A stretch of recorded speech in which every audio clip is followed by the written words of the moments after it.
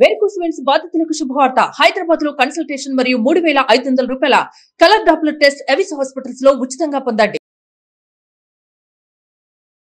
Hi viewers, India's largest digital media network Suman టీవీకి స్వాగతం. ప్రస్తుతం మనతో ఉన్నారు సోషల్ యాక్టివిస్ట్ లావణ్య గుడేలి గారు. నమస్తే అండి. నమస్తే అండి. సో మనం కోల్కతా ఇన్సిడెంట్ గురించి చూసుకుంటే, అంటే వేడి మీద ఉన్నప్పుడు ఆ ఊపు వేరుంటుంది, చల్లబడే కొద్దీ చాలామంది ఇంక ఇది ఎప్పటికీ న్యాయం జరగదు అనేసి పోరాడడం కూడా చాలామంది తగ్గిస్తారు. కానీ ఈ కోల్కతా ఇన్సిడెంట్లో మాత్రం ఆగస్టు 9th జరిగితే దగ్గర మనకి ఇంకొక 2 రోజులకో 1 రోజుకో నెల అయిపోతుంది. ఈ రోజుకి మనకి ఎవరికి తీర్పు అనేది తెలియట్లేదు. అయితే ఎందుకు ఫస్ట్ ఆఫ్ ఆల్ లేట్ అవుతుంది సిబిఐ విచారణలో కానీ ఏ విషయంలో అయినా?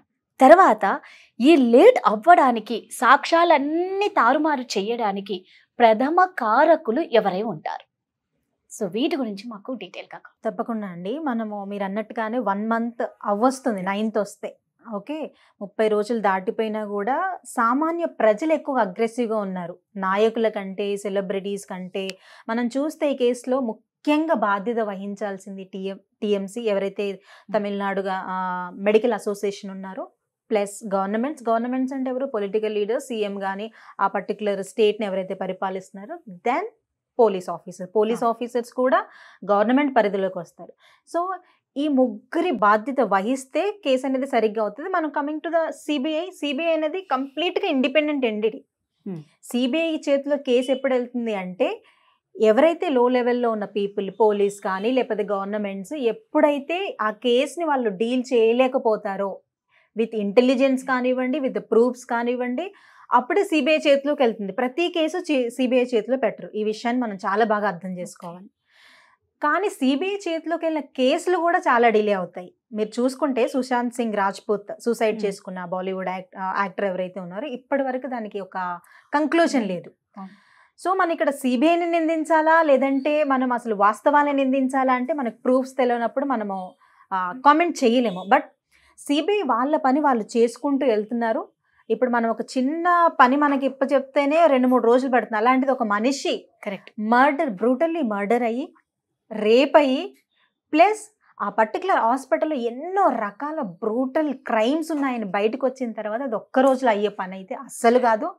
సో కామన్ పీపుల్ మనందరం కూడా కొంచెం పేషెన్స్గా వెయిట్ చేయాలి. బికాజ్ నిన్న చూస్తే మనము ఈ ప్రిన్సిపల్ ఎవరైతే ఉన్నారో కోర్టుకు వెళ్ళే సమయంలో చెప్పులు దాడి జరగడం కానీ, అంటే అగ్రెసివ్గా ఉన్నారు జనాలు.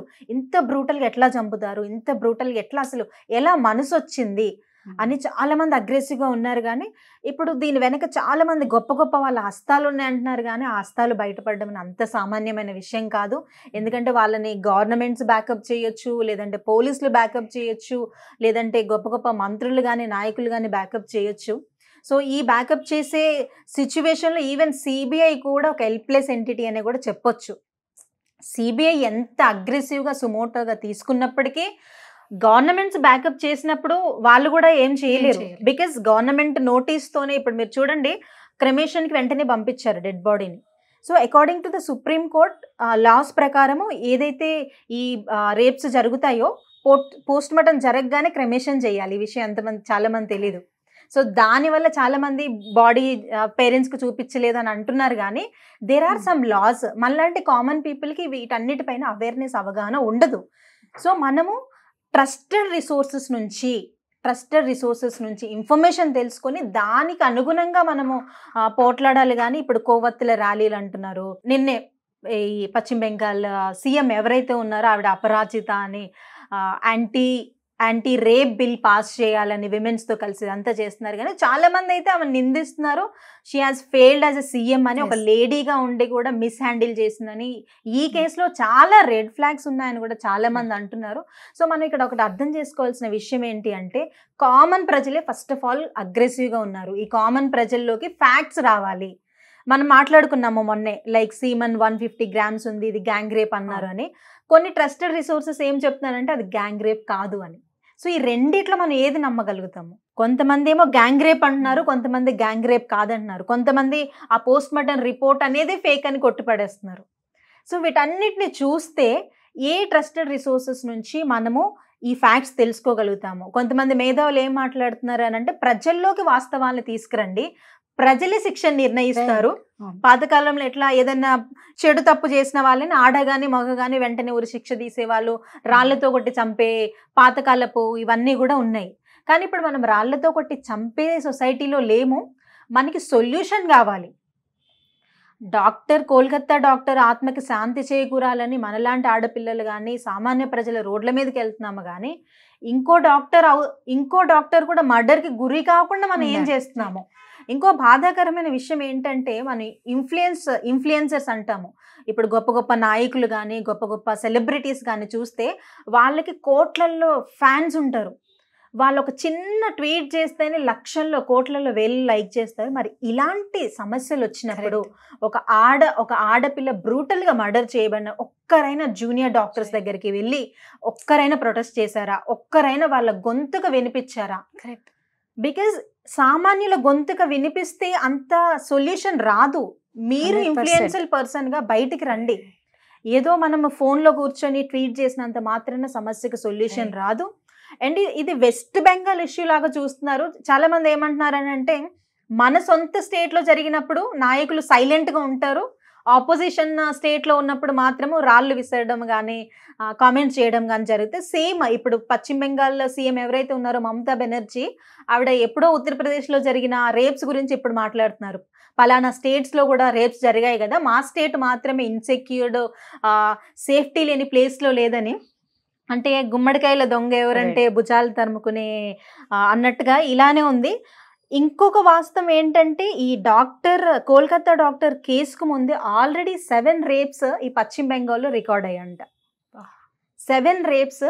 ఈ కేసుకు ముందు 7 రేప్స్ అఫీషియల్గా రికార్డ్ అయ్యాయి. సో సేఫ్టీ వైజ్గా మన రేషియో ఎక్కడికి వెళ్తుంది?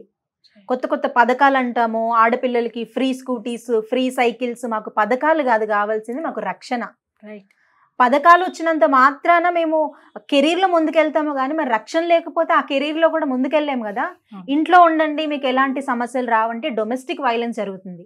వర్క్ చేయండి, ఇండిపెండెంట్గా ఉండండి అంటే వర్క్ ప్లేస్లో సెక్సువల్ హెరాస్మెంట్ జరుగుతున్నాయి.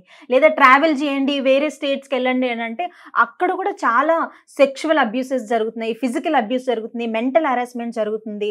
మనం చూసుకుంటే వరల్డ్ హెల్త్ ఆర్గనైజేషన్ ప్రకారం 30% మందికి పైగా, భారతదేశంలో ఉన్న 30% మందికి పైగా మహిళలు డొమెస్టిక్ వైలెన్స్కి గురవుతున్నారు. 50% మందికి పైగా మహిళలు వర్క్ ప్లేస్లో సెక్సువల్ హెరాస్మెంట్కి గురవుతున్నారు. సో ఇవన్నీ స్టాటిస్టిక్స్ కామన్ ప్రజలకు అర్థం కావు. మనం ఏం చేయాలి? ఒక ఇన్ఫ్లుయెన్సర్ పర్సన్గా, ఒక గవర్నమెంట్గా నువ్వేం చేస్తున్నావు? గవర్నమెంట్ అనేది మనము రకరకాల డిపార్ట్మెంట్స్గా చూస్తున్నాము, కానీ గవర్నమెంట్ ఒక ఎంటిటీ. ఓకే, మీరు ఎన్ని డిపార్ట్మెంట్స్గా ఉన్నా ప్రజలకి రక్షణ కల్పించినప్పుడు మీరు ఉండి ఏం ప్రయోజనం? యూనో ఒక కామన్ విమెన్గా నా క్వశ్చన్ ఇది. గవర్నమెంట్గా మీరు ఉండి ఇప్పటికి చాలా మంది మర్చిపోతున్నారు. యూట్యూబ్లో కూడా మీరు చూస్తే ఇది ట్రెండింగ్లో నుంచి ఏదో 20-30 రేటింగ్లోకి వెళ్ళిపోయింది. కానీ వాళ్ళ తల్లిదండ్రుల ఆ యొక్క మనసు వేదన ఎవరు తీరుస్తారు? లేదంటే ఇప్పుడు చాలా మంది ఆల్రెడీ జూనియర్ డాక్టర్స్ కూడా మేము వెళ్ళి పని చేయము, మాకు చాలా ఇన్సెక్యూర్డ్గా ఉందని చాలా భయపడుతున్నారు. మీరు చూడండి, ఈ ఒక్క కేసు ద్వారా రేపటి భవిష్యత్తు కావాల్సిన డాక్టర్స్ కూడా వెనకడిగేస్తున్నారు. వెనకడిగి వేసి వాళ్ళ ప్యాషన్ని చంపుకొని మాకు ప్రాణాలు ముఖ్యము, డాక్టర్ అవడం సెకండరీ థింగ్ అని. సో ఈ ఒక్క కేసు ఇన్ని రకాలుగా ఒక సోషల్ ఈవిల్ని క్రియేట్ చేస్తుంది. సో గవర్నమెంట్స్ కానీ, నాయకులు కానీ, సెలబ్రిటీస్ కానీ ముందుకు రండి. సిబిఐని ఒక్కరిని మనం నిందిస్తే వాస్తవాలు అంత త్వరగా బయటికి రావు.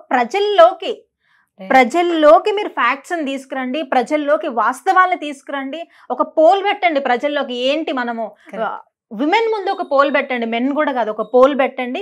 మీ మహిళలకి ఇలాంటి వాళ్ళు ఏం చేస్తే మీకు రక్షణ అని అనుకుంటున్నారని ప్రతి కామన్ మహిళని మీరు అడగండి. వాళ్ళ ఒక సమాధానం, వాళ్ళే ఒక న్యాయం తీస్తారు. సుప్రీంకోర్టు జడ్జెస్ కూడా ఎంత అగ్రెసివ్గా ఉన్నారంటే, అసలు వెంటనే రెన్యువేషన్ ఎందుకు చేస్తున్నారు? హాస్పిటల్ని మనం షిఫ్ట్ చేసేద్దాం అని ఒక మంచి థాట్లో ఉన్నారు సుప్రీంకోర్టు జడ్జెస్ కూడా. అంటే ఈ వేడి తగ్గుతున్నప్పటికి కూడా బ్యాక్ ఎండ్ లో ఆపరేషన్స్ కానీ, బ్యాక్ ఎండ్ లో జరుగుతున్న ఇవన్నీ కూడా ఉన్నాయి. సో మనము నిజంగా జస్టిస్ జరగాలని, ఆ డాక్టర్కి మాత్రమే కాదు ప్రతి ఆడపిల్లకు, భారతదేశంలో ఉన్న ప్రతి ఆడపిల్లకి న్యాయం జరగాలి, రక్షణ కావాలి. ఫస్ట్ న్యాయం కంటే కూడా రక్షణ కావాలి.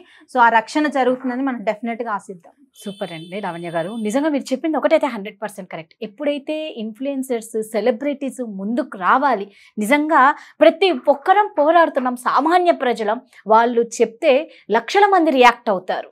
దయచేసి దీని మీద అందరూ పోరాడాలని కోరుకుంటున్నాం. ఆ బిడ్డ ఆత్మకు శాంతి చేకూరాలని, వాళ్ళ తల్లిదండ్రులకు తట్టుకునే శక్తిని ఇవ్వాలని ఆ భగవంతుని కోరుకుంటాం.